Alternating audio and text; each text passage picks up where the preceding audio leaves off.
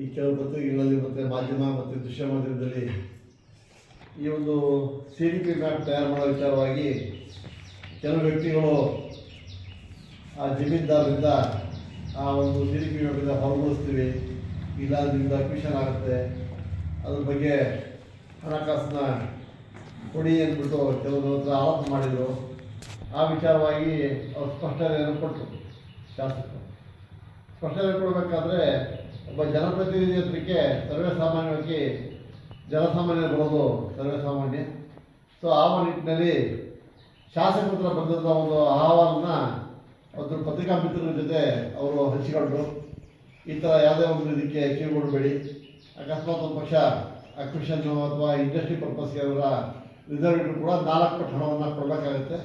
ಹಾಗಾಗಿ ನೀವ್ಯಾರು ಅದಕ್ಕೆ ಬೇರೆ ವ್ಯಕ್ತಿಗಳಿಗೆ ಹಣ ಕೊಡುವಂಥ ಅವಶ್ಯಕತೆ ಇಲ್ಲ ಅನ್ನೋ ಮಾತನ್ನು ಶಾಸಕರು ಅವರ ಒಂದು ಪತ್ರಿಕಾಗೋಷ್ಠಿಯಲ್ಲಿ ಹೇಳಿದರು. ಎಲ್ಲೂ ಕೂಡ ಶಾಸಕರು ಏನು ಶಾಸಕರ ವಿರುದ್ಧವಾಗಿ ಒಂದು ಪತ್ರಿಕಾಗೋಷ್ಠಿ ನಡೆಸಿದರು. ಮಾನ್ಯ ಶ್ರೀಧರ್ ಅವರು ಪತ್ರಿಕಾಗೋಷ್ಠಿಯನ್ನು ಮಾಡಿ ನನ್ನನ್ನೇ ಉದ್ದೇಶಪೂರ್ವಕವಾಗಿ ಮಾತನಾಡಿದ್ದಾರೆ. ಸೊ ಅದರಿಂದ ಯಾವುದೇ ಕೂಡ ಒಂದು ಹಣಕಾಸಿನ ಒಂದು ಆಮಿಷವನ್ನು ನಾನೆಲ್ಲೂ ಒಡ್ಡಿಲ್ಲ, ಅದರಿಂದ ತೋರಿಸಲಿ ಅನ್ನೋ ಒಂದು ರೀತಿಯಲ್ಲಿ ಪತ್ರಿಕಾಗೋಷ್ಠಿಯನ್ನು ಮಾಡಿ ನೋಡಿದರೆ ಎಲ್ಲ ಒಂದು ಕಡೆ ಅನ್ನಿಸ್ತದೆ ಕುಂಬಳಿಗೆ ಕಳ್ಳ ಅಂದರೆ ಎಲ್ಬಿಡ್ಕೊಂಡು ನೋಡ್ಕೊಂಡು ಅದು ಹಂಗೆ ಅನ್ನಿಸ್ತದೆ. ಯಾಕಂದರೆ ಅವರ ವ್ಯಕ್ತಿಗತವಾಗಿ ಶಾಸಕರು ಅವರ ಹೆಸರನ್ನು ಹೇಳಿ ಮಾಡಿದರೆ ಅವರು ಪತ್ರಿಕಾಗೋಷ್ಠಿ ಮಾಡಿದರೆ ಸರಿ ಅಂತ ಹೇಳ್ಬೋದಿತ್ತು. ಆದರೆ ಶಾಸಕರೆಲ್ಲೂ ಕೂಡ ಹೇಳಿದವರು ಕೂಡ ಅವರು ನನಗೇ ಹೇಳಿದ್ದಾರೆ ಅಂತ ಅಂದ್ಬಿಟ್ಟು ಅಂದ್ಕೊಂಡು ಅವ್ರು ಹೇಳಿರೋದು ನೋಡಿದರೆ ಅದು ಸರಿಯಲ್ಲ. ಅದು ಯಾಕಂದರೆ ಜನಪ್ರತಿನಿಧಿತ್ವಕ್ಕೆ ಕಷ್ಟ ಸುಖಗಳನ್ನ ಹೇಳ್ಕೊಳ್ಳೋಕ್ಕೆ ಜನ ಬರ್ತಾರೆ, ಅದು ಹೇಳಿದ್ದಾರೆ. ನಮಗೂ ಕೂಡ ಕೆಲವರು ಅವರಿಗೆ ಒಂದು ಮೊಬೈಲ್ನಲ್ಲಿ ಕಳಿಸಿ ಈ ಥರ ಹೀಗೆಲ್ಲ ಆಗಿತ್ತು, ನಮಗೆಲ್ಲ ಒಳ್ಳೆಯ ಸ್ಪಷ್ಟನೆ ಕೊಟ್ರಿ. ಕೆಲವು ವ್ಯಕ್ತಿಗಳು ನಮ್ಮ 6ನೇ ವಾರ್ಡಲ್ಲೂ ಕೂಡ ದುಡ್ಡು ಕಾಸನ್ನು ಕೇಳ್ತಾ ಇದ್ರು ಅಂತ ಅಂದ್ಬಿಟ್ಟು ಕೆಲವು ವ್ಯಕ್ತಿಗಳು ಅವ್ರಿಗೊಂದು ಮೆಸೇಜ್ ಹಾಕಿರೋದು ನಾನು ನೋಡ್ತಿದ್ದೆ. ಈ ಥರ ಈಗ ಇದೆ, ಈ ಥರ ಎಲ್ರಿಗೆ ಸ್ಪಷ್ಟನೆ ಆಯಿತು ಅಂದ್ಬಿಟ್ಟು ಹೇಳಿದರು. ಹಾಗಾಗಿ ಅದು ಜನಪ್ರತಿನಿಧಿ ಮಾಡೋ ಕೆಲಸನ ಶಾಸಕರು ಮಾಡಿದ್ದಾರೆ. ಅದಕ್ಕೆ ಶ್ರೀಧರ್ ಗೌಡರು ಅದನ್ನು ವೈಯಕ್ತಿಕವಾಗಿ ತೆಗೆದುಕೊಂಡು ಅದನ್ನು ಶಾಸಕರ ಮೇಲೆ ಕೆಲವು ಗುರುತರವಾದ ಒಂದು ಆರೋಪಗಳು. ಯಾಕಂದರೆ ಏನಾಗುತ್ತೆ ಅಂದರೆ ಈ ಒಂದು ರಾಜಕೀಯವಾಗಿ ವ್ಯಕ್ತಿಗತವಾಗಿ ತಕ್ಕೊಂಡು ನಾನು ನನಗೆ ಹೇಳ್ತಾ ಅಂದ್ಕೊಂಡು ಇನ್ನೊಬ್ಬರ ಬಗ್ಗೆ ಮಾತಾಡಿದರೆ ಅದಕ್ಕೆ ಕೊನೆ ಇರಲ್ಲ. ಯಾಕಂದರೆ ಈಗ ನಾನೊಂದು ಸ್ಟೇಟ್ಮೆಂಟ್ ಕೊಡ್ಬೋದು, ಅವರ ಸ್ಟೇಟ್ಮೆಂಟ್ ಕೊಡ್ಬೋದು, ಅದಕ್ಕೆ ಸಂಬಂಧಪಟ್ಟ 3ನೇ ವ್ಯಕ್ತಿಗಳನ್ನ ಶುರು ಮಾಡ್ಬೋದು. ಎಲ್ಲೋ ಒಂದು ಕಡೆ ಈ ಕೇಳಿಸ್ಕೊಂಡವರಿಗೆ ಮತ್ತು ಅದನ್ನು ನೋಡಿದಂಥವ್ರಿಗೆ ಕೆಲವರಿಗೆ ರುಚಿ ಅನ್ನಿಸ್ಬೋದು, ಕೆಲವರಿಗೆ ಸರಿ ಅನಿಸಲ್ಲ. ಆ ನಿಟ್ಟಿನಲ್ಲಿ ಶ್ರೀಧರ್ ಗೌಡರು ಏನು ಅವರ ಒಂದು ಪತ್ರಿಕಾಗೋಷ್ಠಿಯಲ್ಲಿ ಅವರು ಉಪಯೋಗಿಸಿದ ಪದಗಳಿಗೆ ನಾನು ಖಂಡಿಸ್ತೀನಿ. ಯಾಕಂದರೆ ಶಾಸಕರು ಬೆಳೆದು ಬಂದಂಥದ್ದು, ಅವರು ಬೆಳೆದಂಥದ್ದನ್ನು ಹಾಗೆ ಮಾಡಿದರು, ಹೀಗೆ ಮಾಡಿದರು, ಅವ್ರ ಮನೆ ಹಾಳು ಮಾಡಿದ್ರು, ಇವ್ರ ಮನೆ ಹಾಳು ಮಾಡಿದ್ರು ಅಂತ ಹೇಳ್ಕೊಂಡು ನೋಡಿದರೆ ಎಲ್ಲ ಒಂದು ಕಡೆ ಅನಿಸ್ತದೆ. ಯಾಕಂದರೆ ಜನಪ್ರತಿನಿಧಿದರೆ 10 ಜನ ಓಟ್ ಹಾಕಲ್ಲ, ಈ ಲಕ್ಷಾಂತರ ಜನ ಓಟ್ ಹಾಕಿ ಗೆಲ್ಲಿಸ್ತಾರೆ. ಓಟ್ ಹಾಕುವಂಥ ಜನಗಳೆಲ್ಲರೂ ಕೂಡ ಪ್ರಬುದ್ಧರಾಗಿದ್ದಾರೆ. ಇವತ್ತು ಅವರು ಒಬ್ಬರು ವ್ಯಕ್ತಿನ ಆಯ್ಕೆ ಮಾಡ್ಬೇಕಾದ್ರೆ ಆ ವ್ಯಕ್ತಿಯಿಂದ ಕೆಲಸ ಕಾರ್ಯಗಳಾಗಿದ್ದಾಗ ಅವ್ರನ್ನ ಆಯ್ಕೆ ಮಾಡೋ ಸರ್ವೇ ಸಾಮಾನ್ಯ. ಹಾಗಾಗಿ ಅವರು ಈ ಮಾತನಾಡ್ಬೇಕಾದ್ರು ಕೂಡ ಅದನ್ನು ಆಲೋಚನೆ ಮಾಡಿ ಅವರು ಮಾತನಾಡಬೇಕು. ಯಾಕಂದರೆ ಶಾಸಕರು ಅಥವಾ ಯಾವುದೇ ಒಂದು ಅಸಂಬದ್ಧವಾದ ಅವರು ಹಣೆ ಪ್ರಮಾಣ ವಿಚಾರವನ್ನು ಕರೆದಿರೋದು ಮಾನ್ಯ ಶಾಸಕರನ್ನು ಕರೆದವ್ರೆ. ಈ ಹಣೆ ಪ್ರಮಾಣದ ವಿಚಾರಕ್ಕೆ ಅವರು ಮುಂದಿನ ದಿನಗಳಲ್ಲಿ ನಿಮಗೆ ಯಾವ್ಯಾವ ರೀತಿಯಲ್ಲಿ ಮಾತಾಡಬೇಕು ಮತ್ತು ಯಾವ್ಯಾವ ದಾಖಲಾತಿಗಳನ್ನ ಒದಗಿಸ್ಕೊಡ್ತಾರೆ. ಈಗ ಶ್ರೀಧರ್ ಗೌಡ್ರವರು ಅವರು ಏನಾಗಿದ್ರು ಸರ್ಕಲ್ ಇನ್ಸ್ಪೆಕ್ಟರ್ ಆಗಿ ಇವಾಗ ಏಕಾಏಕಿಯಾಗಿ ಬಂದು MLA ನಿಂತು MLA ಒಂದೇ ಸರಿ ಬಂದು ಒಬ್ರು ಏನು ಸಂಬಳ ತಗೊಂಡು ಸರ್ಕಾರಿ ಅಧಿಕಾರಿ ಬಂದು MLA ಫೇಸ್ ಮಾಡೋಕ್ಕಾಗತ್ತಾ? ನಿಮ್ಗೆಲ್ಲ ಗೊತ್ತಿದೆ ತಾನೆ ಯಾರ್ಯಾರು ಏನೇನು ಮಾಡಿದ್ದಾರೆ, ಏನೇನು ಮಟ್ಟಿದ್ದಾರೆ ಅಂತ. ಅವ್ರಿಗೆಲ್ಲ ಖರ್ಚು ಮಾಡೋಕ್ಕೆ ಹಣ ಹೆಂಗೆ ಬಂತು?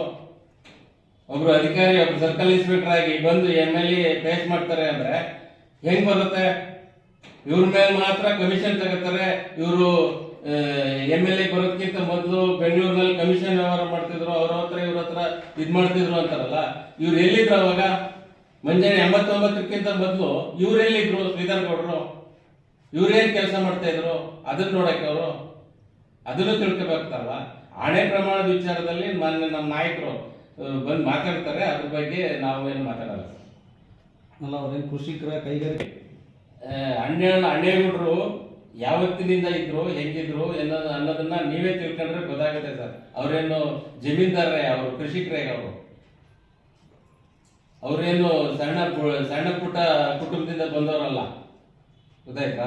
ನಂಜೇಗೌಡರ ಮನೆ ಹಾಳು ಮಾಡಿದ್ರು ಅಂದ್ರೆ ನಂಜೇಗೌಡರು ಅವತ್ತು ರಕ್ಕನೆ ಅವ್ರಿಗೆ ಕೊಟ್ಟು ಮದುವೆ ಮಾಡಿಕೊಟ್ಟಿರೋದು ನಂಜೇಗೌಡರು ಅವ್ರ ಭಾವನೆ. ನಿಮ್ ಜೊತೆ ಯಾವಾಗ ಮಾತಾಡ್ಬೇಕಾದ್ರೂ ಅವ್ರು ನಂಜೇಗೌಡರನ್ನ ಏನಾದ್ರು ಮಾತಾಡಿದಾರ? ಸುಮ್ಮನೆ ಅವ್ರವ್ರ ಮೇಲೆ ಯಾಕೆ ಗುಬೆ ಕೂರಿಸ್ಬೇಕು?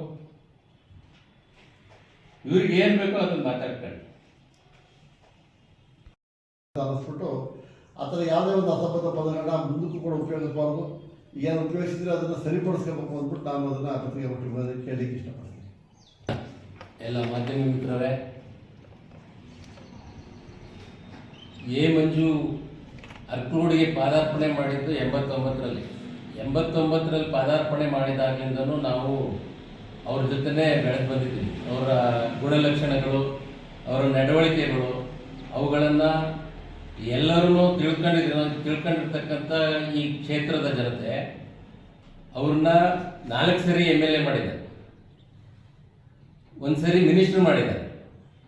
ಈಗ ಶ್ರೀಧರ್ ಗೌಡರು ಮಾಡಿರ್ತಕ್ಕಂಥ ಆಪಾದನೆ ನಂಜೇಗೌಡರ ಮನೆಯನ್ನ ಹಾಳು ಮಾಡಿದ್ರು, ಅದನ್ನ ಪೂರ್ಣವಾಗಿ ಅವ್ರು ತಿಳ್ಕೋಬೇಕಾಗ್ತದೆ. ನಂಜೇಗೌಡರ ಮನೆ ಹಾಳು ಮಾಡಿದ್ರೆ ನಂಜೇಗೌಡರ ಮನೆ ಪರಿಸ್ಥಿತಿಗಳೇನು, ನಂಜೇಗೌಡರು ಹೆಂಗಿದ್ರು, ಏನಾದ್ರು ಅನ್ನೋದನ್ನ ತಿಳ್ಕೊಂಡು ಅವರು ಮಾತಾಡಿದ್ರೆ ತುಂಬಾ ಚೆನ್ನಾಗಿರ್ತದೆ. ಒಂದು. ಎರಡನೇದಾಗಿ ಫುಡ್ ಫ್ಯಾಕ್ಟ್ರಿ ವಿಚಾರವನ್ನ ನಿಮ್ಮ ಹತ್ರ ತಂದು ಮಾತಾಡಿದ್ದಾರೆ. ಫುಡ್ ಫ್ಯಾಕ್ಟ್ರಿ ಆಗಿದ್ದೆ ಯಾವಾಗ 15% ಕಮಿಷನ್ ಕೇಳ್ತಾರೆ ಅಂತ ಹೇಳ್ತಾರಲ್ಲ, ಅದರಲ್ಲಿ ಏನು ಹುರುಳಿದೆ? ಈಗ ಸರ್ಕಾರ ಅವ್ರದೇ ಇದೆ. ಸರ್ಕಾರ ಅವ್ರದೇ ಇರ್ಬೇಕಾದ್ರೆ ಅವರು ಅಂತ ಒಂದು ಆಪಾದನೆಗಳಿದ್ದಾಗ ಸರ್ಕಾರದ ಅವ್ರ ತನಿಖೆನ ಮಾಡಿಸ್ಬೇಕಾಗ್ತದೆ. ಅವ್ರ ಕೈ ಏನ್ ಕೆಲಸಗಳಾಗ್ತದೋ ಅದನ್ನ ಮಾಡಿಸ್ಬೇಕಾಗ್ತದೆ. ಅದನ್ನ ಬಿಟ್ಟು ಸುಮ್ಮನೆ ಬಂದು ಇಲ್ಲಿ ಮಾಧ್ಯಮದ ಜೊತೆ ಬಂದು ಮಾತಾಡಿ ಇಲ್ಲಿ ಏನೇನೋ ಇದು ಮಾಡೋದಕ್ಕಿಂತ, ಈಗ ಹೇಳ್ತಾರೆ ಪುಟ್ಸಮ್ಮಗೌಡ್ರ ಮನೆ ಹಾಳು ಮಾಡಿದ್ರು ಅಂತ. ಪುಟ್ಸಮ್ಮಗೌಡರಿಗೆ ಅವ್ರ ಮನೆಗೆ ಬೆಂಬಲವನ್ನ ಎ ಮಂಜು ಅವ್ರು ಕೊಡ್ಲಿಲ್ಲ ಅಂದ್ರೆ ಅವ್ರ ಮನೆ ಹಾಳು ಬಿದ್ದು ಹೋಗ್ತಾ ಇತ್ತು. ಅದನ್ನು ತಿಳ್ಕೋಬೇಕಾಗ್ತದೆ. ಮತ್ತೆ ಇವತ್ತು ರೇವಣ್ಣವ್ರ ಮನೆ ವಿಚಾರವನ್ನ ಪತ್ರಿಕೆ ಮುಂದಿಡ್ತಾರೆ. ರೇವಣ್ಣವ್ರ ಮನೆ ವಿಚಾರವನ್ನ ಯಾರು ಏನಾದ್ರು ಮಾಡಕ್ಕಾಗುತ್ತಾ? ರೇವಣ್ಣವ್ರ ಮನೆ ಮಂಜಣ್ಣ ಹೋಗಿ ಕಾಲಿಟ್ಟ ತಕ್ಷಣ ಹಿಂಗ ಆಗ್ಬಿಡ್ತು ಅಂದ್ರೆ ರೇವಣ್ಣವ್ರನ್ನ ಇನ್ನೂ 10 ಎಲೆಕ್ಷನ್ ಆದ್ರೂ ಯಾರು ಏನು ಮಾಡಕ್ಕಾಗಲ್ಲ. ಸುಮ್ಮನೆ ಇದೆಲ್ಲ ಅವ್ರು ಏನೋ ತಿಳ್ಕೊಂಡಿರ್ಬೋದು. ಅದಕ್ಕೆಲ್ಲ ಕಾರಣಕರ್ತರು ಕಾಂಗ್ರೆಸ್ ಸರ್ಕಾರದವರು. ಅವರೇ ಕುಮ್ಮಕ್ಕನ್ನು ಕೊಡ್ತಾ ಇದಾರೆ.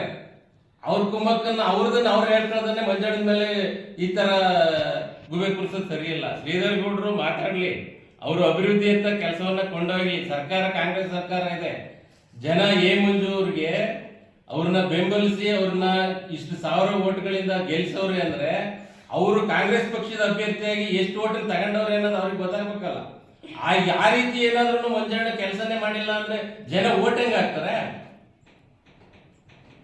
ಮಂಜಣ್ಣ ಏನಾದ್ರೂ ಕೆಟ್ಟದ್ ಮಾಡಿದ್ರೆ ಜನಗಳಿಗೆ ತೋರಿಸ್ಕೊಡ್ಬೇಕಾಯ್ತಲ್ಲ. ಇವರು ಅಭಿವೃದ್ಧಿ ಕೆಲಸಗಳನ್ನ ಕೈ ಬಿಟ್ಬಿಟ್ಟು ಬರೀ ಮಂಜಣ್ಣನ ದೂರ್ಕೊಂಡು ತಿರುಗಿದ್ರೆ ಇವರು ಒಬ್ರು ಕಾಂಗ್ರೆಸ್ನ ಪರಾಜಿತ ಅಭ್ಯರ್ಥಿ ಇವ್ರಿಗೆ ಶೋಭೆ ತರುತ್ತಾ?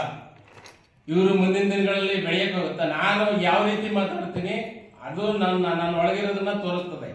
ಸುಮ್ಮನೆ ದ್ವೇಷ ರಾಜಕಾರಣ ಮಾಡ್ಕೊಂಡು ಹೋಗೋದಕ್ಕಿಂತ ಎಲ್ಲರೂ ಒಗ್ಗೂಡಿ ಕೆಲಸ ಮಾಡೋಣ, ಅರ್ಕಲಗೂಡನ್ನ ಅಭಿವೃದ್ಧಿ ಪಡಿಸೋಣ ಅನ್ನೋದಿಲ್ಲ. ಸುಮ್ಮನೆ ಅವ್ರು ಹಂಗ್ ಮಾಡಿದ್ರು ಇವ್ರು ಹಿಂಗ್ ಮಾಡಿದ್ರು ಅನ್ನೋದಕ್ಕಿಂತ ಅದನ್ನ ಬಿಟ್ಟು ಇವತ್ತಾದ್ರು ಇನ್ನು ಮುಂದಾದ್ರೂ ಇವರು ಮೊನ್ನೆ ಶಾಸಕರು ಜನಪ್ರತಿನಿಧಿ ಎಷ್ಟು ಕೆಲಸ ಮಾಡಿದ್ದಾರೆ ಅವ್ರಿಗೆ ಗೊತ್ತಿದೆ. ಅದನ್ನ ತಡ್ಕೊಳಕ್ ಆಗ್ತಾ ಇಲ್ಲ ಅವ್ರಿಗೆ ಕೈ ಜೋಡಿಸ್ಕೊಂಡು ಸರ್ಕಾರದಿಂದ ಬರ್ತಕ್ಕಂಥ ಸವಲತ್ತುಗಳನ್ನ ಅನುದಾನಗಳನ್ನ ತರೋದಕ್ಕೆ ಅವರು ಸಹ ಕೈ ಜೋಡಿಸಿ ಈ ತಾಲೂಕಿನ ಅಭಿವೃದ್ಧಿಯನ್ನ, ಈ ಕ್ಷೇತ್ರದ ಅಭಿವೃದ್ಧಿಯನ್ನ ಮಾಡಬೇಕು ಅಂತ ಹೇಳಿ ನಾನು ಕೇಳ್ಕೊಳ್ತೇನೆ. ದೇವೇಗೌಡರ ಕುಟುಂಬವನ್ನು ಏನಾದ್ರೂ ಈ ರಾಜ್ಯದಲ್ಲಿ ಯಾರ ಕೈಲಿಂದ ಏನಾದ್ರು ಮಾಡಕ್ ಸಾಧ್ಯನಾ? ಏನು ಆಕಸ್ಮಿಕವಾಗಿ ಆಗಿದೆ. ಇವರೇ ಕುಮ್ಮಕ್ ಕೊಡ್ತಾ ಇರೋದು, ಕಾಂಗ್ರೆಸ್ ಸರ್ಕಾರದಲ್ಲೇ ಕುಮ್ಮಕ್ ಕೊಟ್ಟು ಅವ್ರನ್ನ ಈ ಸ್ಥಿತಿಗೆ ತಂದಿರೋದು. ಸಹಾಯ ಮಾಡ್ಲಿ ಮತ್ತವರು ಸುಮ್ಮನೆ ಇವ್ರ ಮೇಲೆ ಯಾಕೆ ಕೂರಿಸ್ಬೇಕು?